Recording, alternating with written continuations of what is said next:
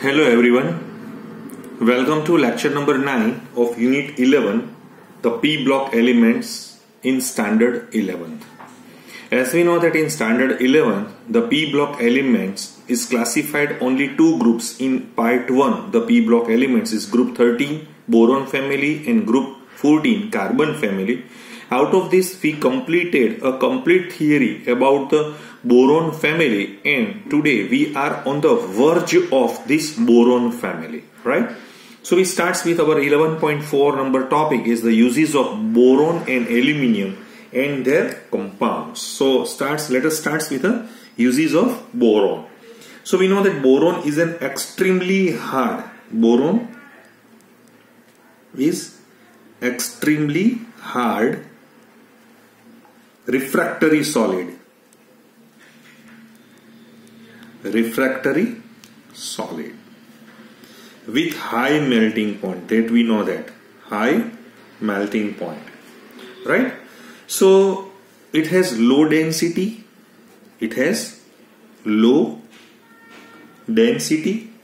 and low electrical conductivity.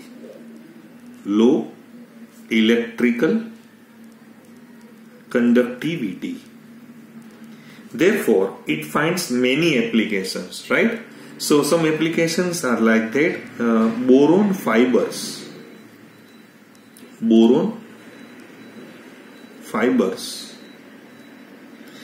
have enormous tensile strength.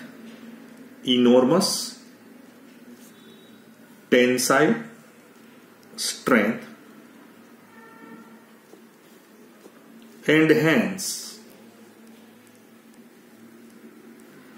are used to make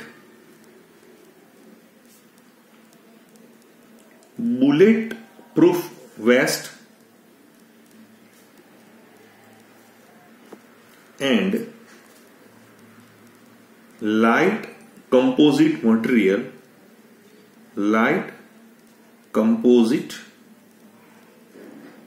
material for aircraft.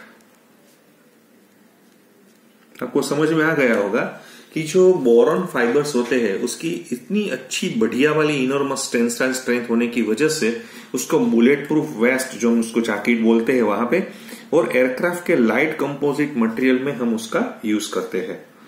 Number 2, the boron 10. हम उसको क्या बोलेंगे? Boron 10, या हम उसको इस तरह से भी दिखा सकते हैं B10, जो उसका आइसोटॉप है, राइट? जो आइसोटॉप है ना, has high ability to absorb neutrons. वो न्यूट्रॉन्स को अच्छी तरह से एब्जॉर्ब करता है. एंड हैंस मेटल बॉडीज जो होती है, metal bodies are used in nuclear industry as a protective shields.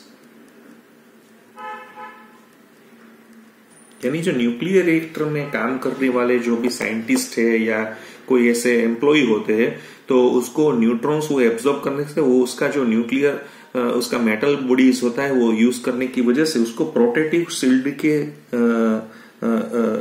तरीके से और कंट्रोल रॉड्स, जो यहाँ पे अंदर कंट्रोल रॉड्स होते हैं जो रिएक्शंस को बढ़ाते हैं, तो उसको वो यहाँ पे एब्जॉर्ब करके भी उसका जो रेट है वो कंट्रोल करेंगे. सो दे कंट्रोल रॉड्स, तो वहां पे भी वो यूज हो रहा है.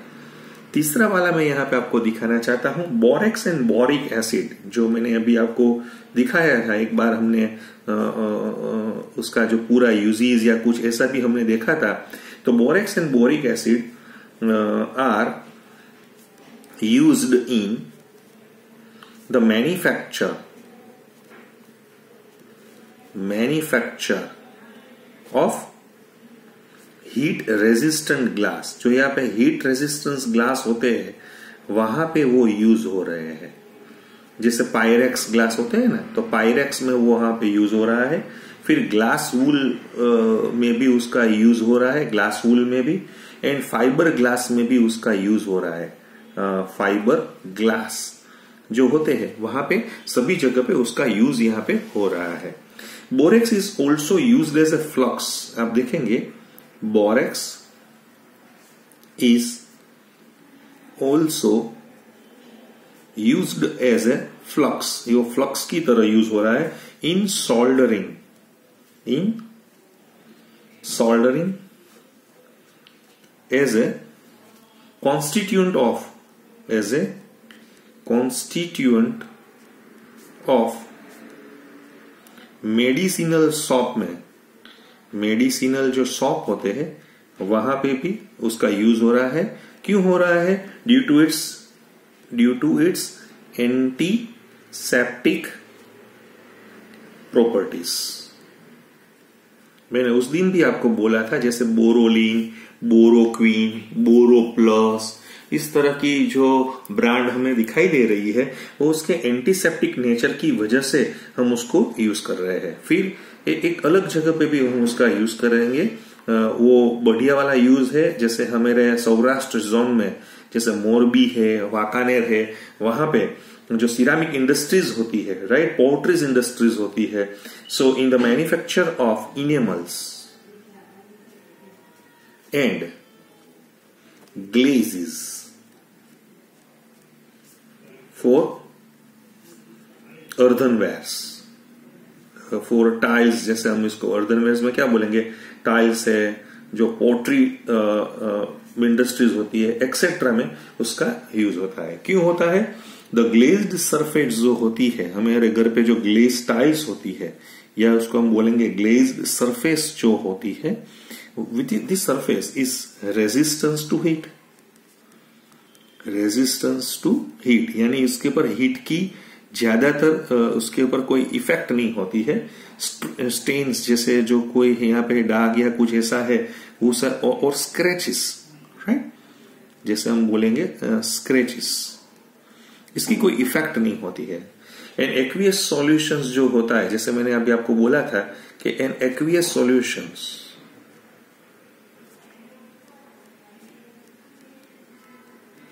राइट, किसका? ऑर्थोबोरिक एसिड का, यानी H3BO3 का। Orthoboric acid is also used as a mild antiseptic. जो माइल्ड एंटीसेप्टिक है वहां पे उसका यूज हो रहा है।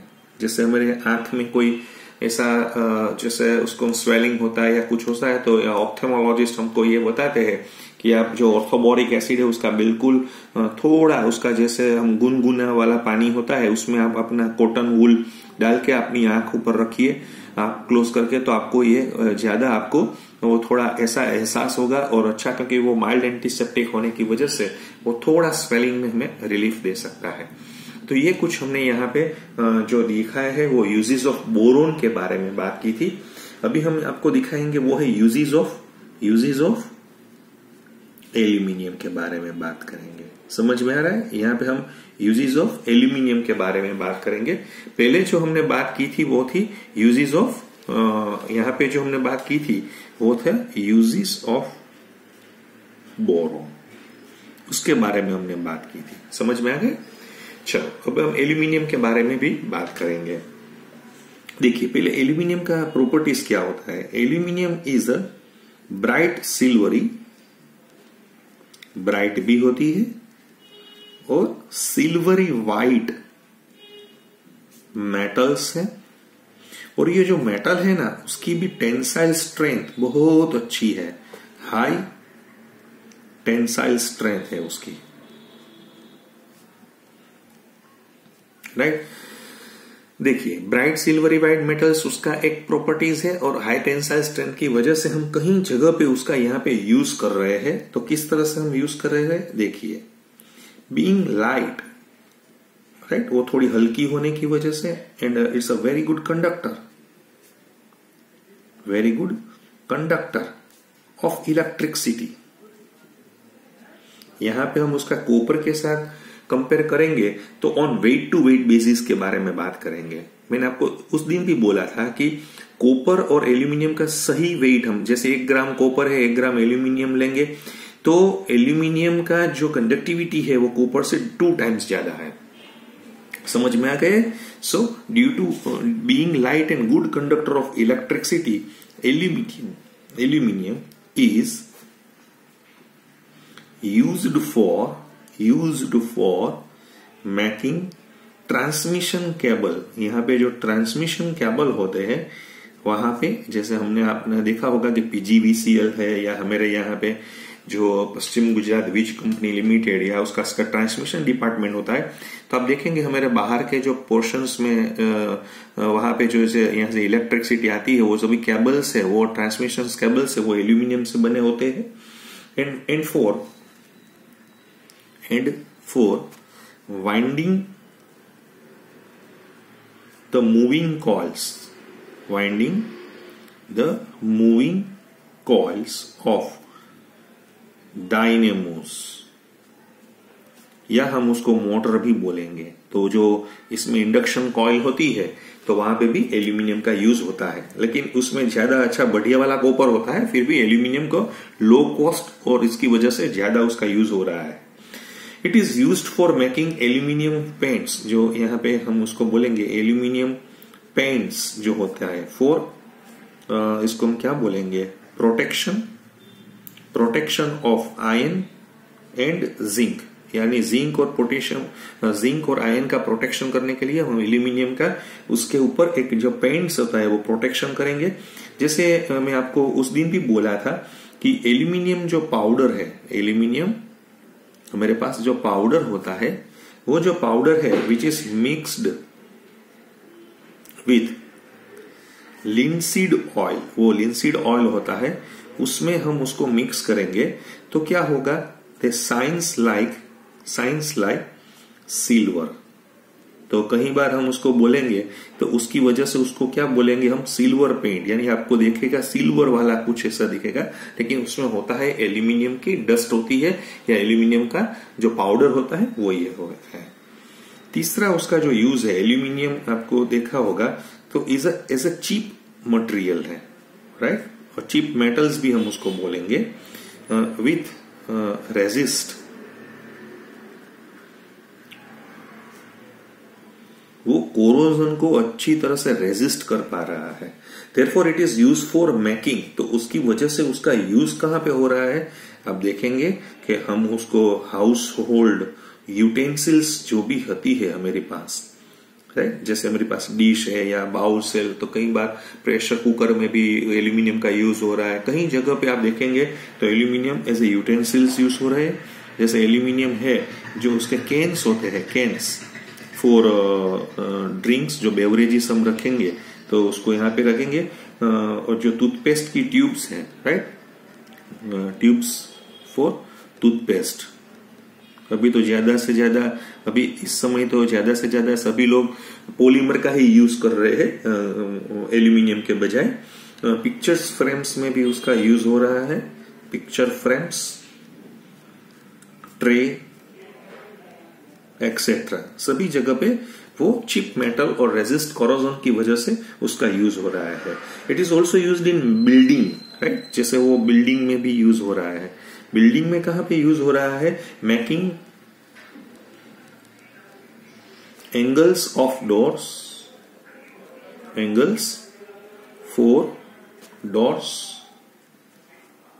विंडोज जिसको हम सेक्शन विंडो बोलते हैं, तो कहीं अच्छी वाली सेक्शंस विंडो में या सभी जगह में वो जो उसका जो पॉटिंग वाली, यानी राइट कॉटेड विंडोज जो होती है, तो वहां पे भी एल्यूमिनियम का, और आपने प्योर एल्यूमिनियम का भी आपने देखा होगा।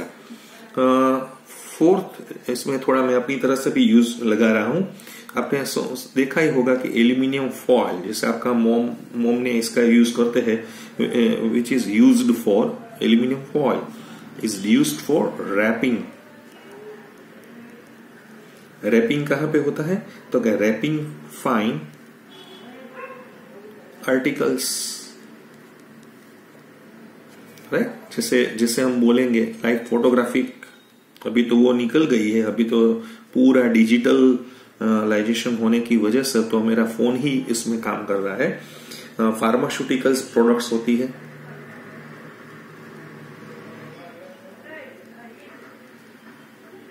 जैसे कोई भी मेरे पास ड्रग्स हम लेते हैं या हम कुछ ऐसा, तो वहां पे भी हम दिखे सिगारेट्स के जो अंदर के रैपर में होते हैं सिगारेट्स, राइट, एक्सेट्रा। स्वीट्स में भी कहीं बार आपने देखा होगा, लेकिन वहां तो होना चाहिए सिल्वर का, लेकिन सिल्वर के बजाय चीप मटेरियल होने की वजह से कई बार एल्यूमिनियम का भी यूज हमने देखा हुआ है।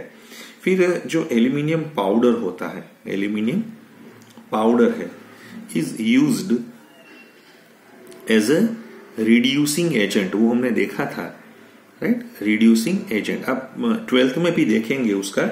इन एल्यूमिनो थर्मिक जो प्रोसेसेस होती है फॉर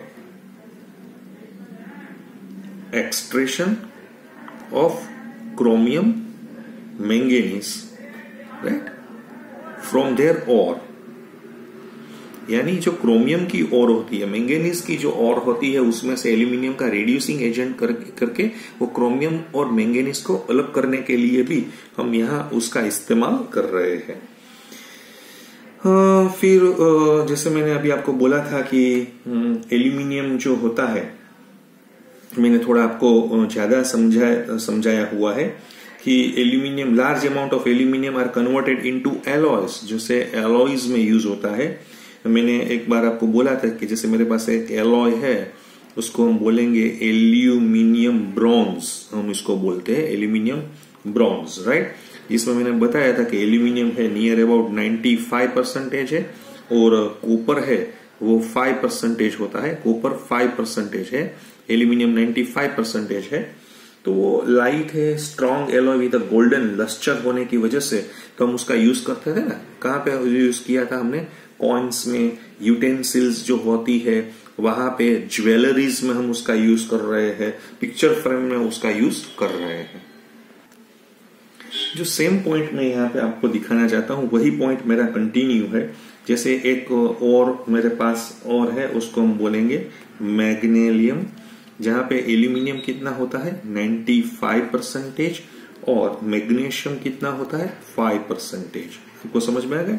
वो भी लाइट है, टफ है, स्ट्रांग होने की वजह से प्रेशर कुकर में, लाइट इंस्ट्रूमेंट में, बैलेंस बीम में उसका यूज हो रहा है। फिर आपने एक नाम सुना होगा ड्यूरेल्यूमिन, राइट, ड्यूरेल्यूमिन, राइट। तो उसमें क्या होता है, एल्यूमिनियम आप देखेंगे तो इसमें 95% है, कॉपर है 4% है, मैग्नीशियम है वो 0.5% है, और मैंगनीज भी 0.5% है।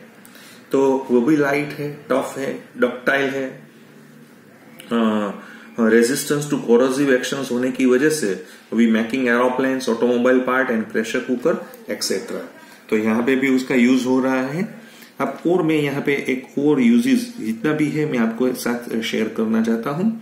एल्यूमिनियम हाइड्रोक्साइड के बारे में आपने सुना ही होगा, is widely used as an antacids for treatment of indigestion, for treatment of indigestion. थोड़ा एसिडिटी का कोई प्रॉब्लम हो तो वहां पे इसका इस्तेमाल है वो ज्यादा किया जा रहा है, तो उसके लिए भी हमने यहाँ पे देखा था। फिर मैं यहाँ पे यूजेस एक और बता रहा हूँ। तो जैसे मैंने बोला था उस दिन भी, आज इसको हम कलेक्टिवली एक साथ दिखा रहे हैं।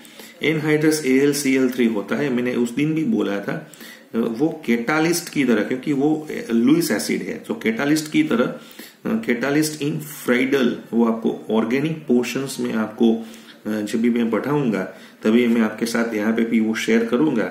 इन Friedel Crafts reactions and in cracking of petroleum, जो पेट्रोलियम की क्रैकिंग प्रोसेस होती है वहां पे हम उसका इस्तेमाल कर रहे हैं, राइट। तो ये कुछ बात यहाँ पे हो गई है। नेक्स्ट पॉइंट मैं आपको दिखाना चाहता हूँ आपने ये देखा होगा K2SO4 into Al2SO4 thrice into 24H2O, इसको हम बोलेंगे पोटाश एलम, इसको हम क्या बोलेंगे, potash alum, right, is used for purification of water, यानी पानी को प्योर करने के लिए हम उसका यूज करते हैं as a septic for stopping bleeding in form of, जैसे आपने कोई बार जो दाढ़ी बना रहा है तो आपने देखा होगा कि जो हमारा दाढ़ी बनाने वाला है वो लास्ट में वो फटकड़ी, जिसको हम गुजराती में फटकड़ी बोलते हैं, हिंदी में भी फटकड़ी ही हम आई थिंक सो ऐसा ही होगा, इसका मुझे मालूम नहीं है पूरी तरह से, लेकिन वो जो पोटाश एलम है तो वो जो थोड़ा ब्लीडिंग को स्टॉप करने के लिए, यानी वो थोड़ा छोटा वाला ब्लीडिंग हो, राइट, तो उसको फॉर स्टॉपिंग ब्लीडिंग, राइट, तो वहां पे भी इस्तेमाल हो रहा है। इन फोम टाइप फायर एक्सटिंग्विशर में भी इसका यूज हो रहा है, इन फोम टाइप फायर एक्सटिंग्विशर,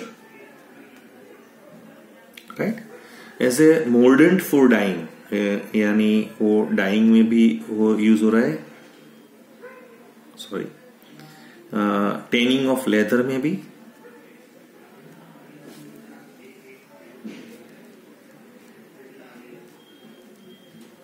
कई जगह पे उसका यूज हो रहा है। इन कैलिको प्रिंटिंग होता है और साइजिंग ऑफ पेपर होता है, तो कहीं जगह पे हम उसका इस्तेमाल है वो यहाँ पे कर रहे हैं। तो मैं बहुत थोड़ा मैंने डीप में आपके साथ यहाँ पे बात की थी वो जो uses of boron and aluminium and there compounds के बारे में। इसके साथ ये 11.4 के साथ हमारा ग्रुप नंबर 13 यहीं पे खत्म हो जा रहा है। अब हम चलेंगे नेक्स्ट ग्रुप नंबर 14 की तरफ। ओके, नेक्स्ट पॉइंट हमारा जो यहाँ पे चल रहा है अभी 11.5 ग्रुप नंबर 14 एलिमेंट्स, और sometime is called as a carbon family because the representative of this group by carbon, that's why it's called as the carbon family.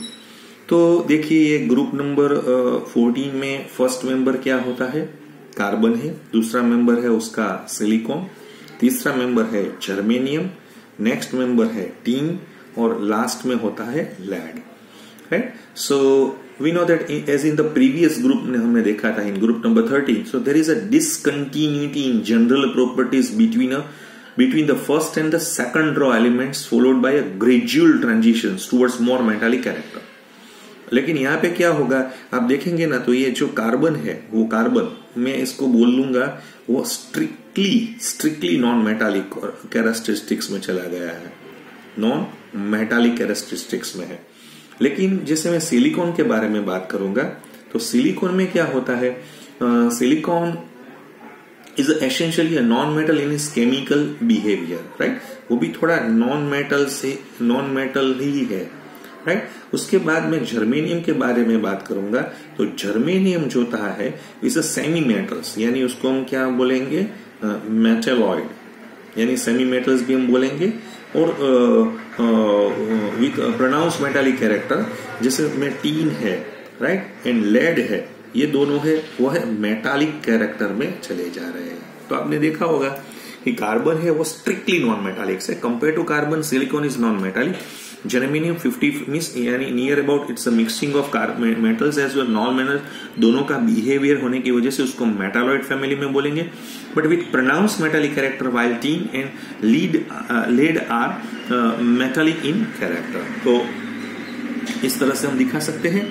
बाद में हम अकरेंस की भी बात यहाँ पे करना चाहते हैं, वो कहाँ से मिल रहा है, क्यों मिल रहा है, ये भी हमारी टेक्स्ट बुक में उसने वो स्टार्टिंग के जो इनिशियल जो यहाँ पे दिया हुआ है, देखिए कार्बन है ना वो 17th यानी 17th मोस्ट एबंडेंट एलिमेंट है, मोस्ट एबंडेंट एलिमेंट होता है बाय वेट।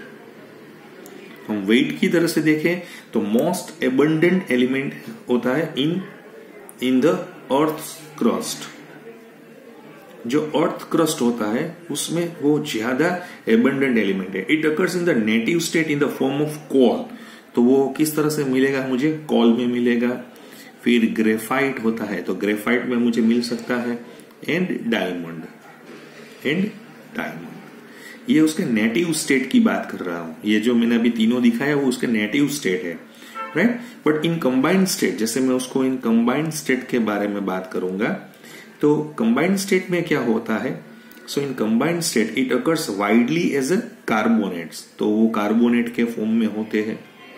आपने हाइड्रोकार्बन जो ऑर्गेनिक में आएगा, इसको हम पेट्रोलियम प्रोडक्ट्स भी बोलते हैं कई बार। तो ये हाइड्रोकार्बन्स होते हैं। फिर कार्बोहाइड्रेट्स होते हैं, जो बायोलॉजी के बच्चे को और सभी को पता होगा। ये जो कार्बोहाइड्रेट फैमिली है which is also the part of organic chemistry, और कार्बन डाइऑक्साइड एक्सेट्रा के फॉर्म में वो कंबाइंड स्टेट में भी मिलता है। समझ में आ गया? And we know that it is the essential constitute of all. जैसे मैं उसको बोलूंगा ऑल लिविंग ऑर्गेनिज्म, जिसको हम बोलेंगे ऑल लिविंग ऑर्गेनिजम्स में वो एसेंशियल पोर्शंस होने की वजह से हम उसका बहुत ज्यादातर हम उसका स्टडी करेंगे। ये जो मैंने बोला था वो कार्बन के बारे में बोला था। इस तरह से मैं आप सिलिकॉन बोलेंगे तो सिलिकॉन में क्या होगा? तो कि सिलिकॉन इज द सेकंड यानी 27.7% क्या होता है? Most abundant element.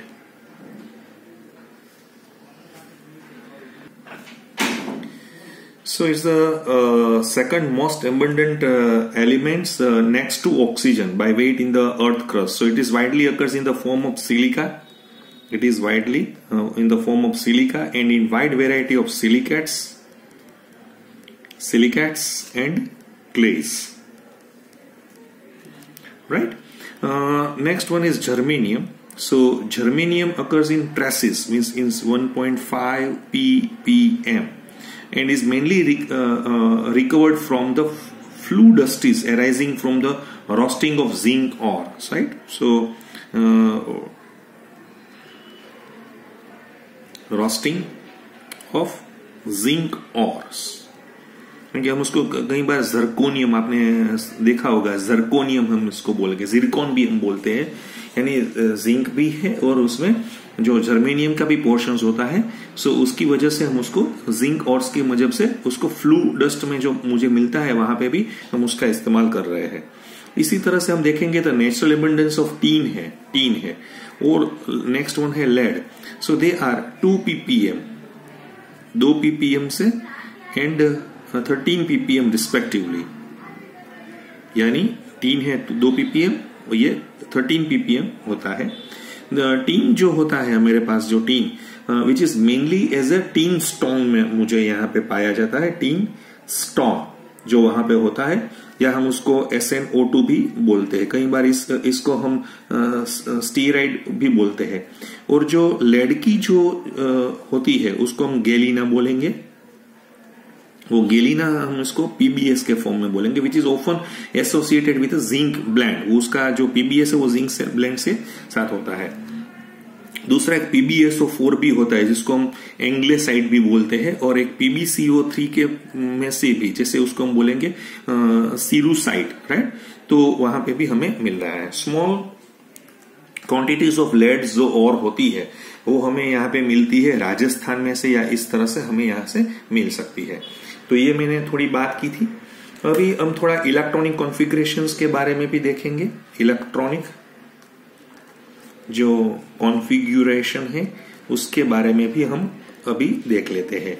तो ये जो इलेक्ट्रॉनिक कॉन्फ़िगरेशंस के बारे में बात की थी ग्रुप 14 के, तो उसकी ज्यादातर क्या होती है? NS2NP4 स्टाइल की इलेक्ट्रॉनिक कॉन्फ़िगरेशंस होती है, where n is equal to number of outer most principal cell.